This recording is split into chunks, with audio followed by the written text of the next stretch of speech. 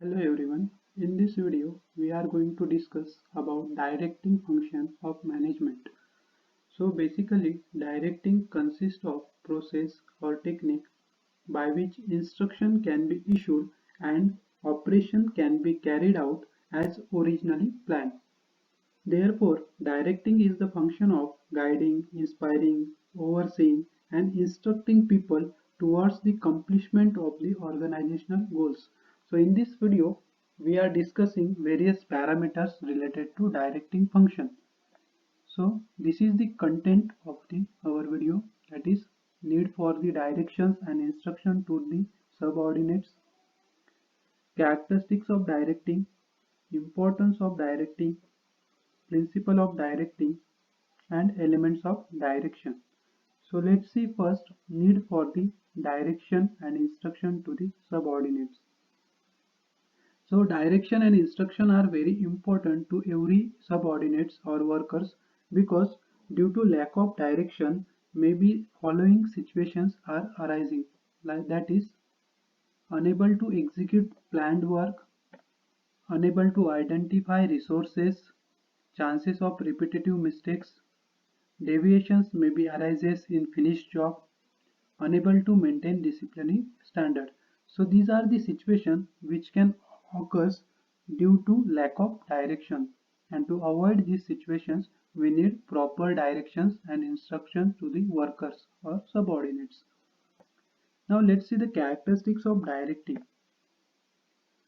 So these are the following some characteristics of directing, that is it ensures maximum contribution of individual, it coordinates group efforts, it provides stability, it provides balance in organization, and it helps to achieve the objective of the organization. Now let's see the importance of directing function. Directing function is very much important because of following points.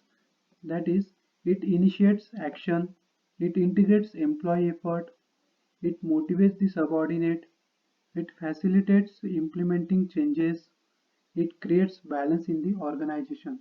So these are the features due to which directing is becomes important function of the management. Now let's see the principles of directing. The first principle is harmony of objectives. That is, supervisor should direct the subordinates in such a way that they will feel that their personal goals are in the harmony of related to the organizational objectives. Second principle is unity of command. This principle states that one person should receive order from only one superior. That is, one person should be accountable to only one boss to avoid confusions. Third is direct supervision.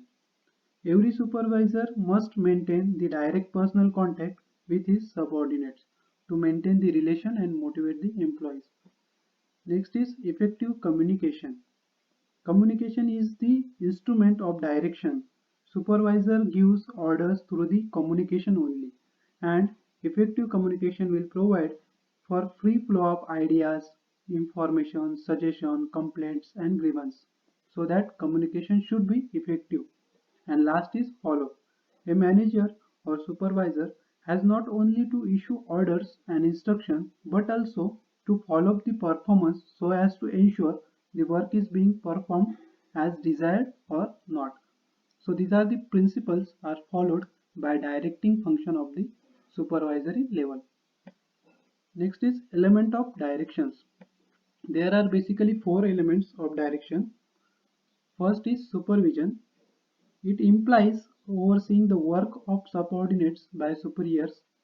It is the act of watching and directing work and workers. Second is motivation. Motivation means encourage the employees to give their best, and it should be internal or external. Third is leadership.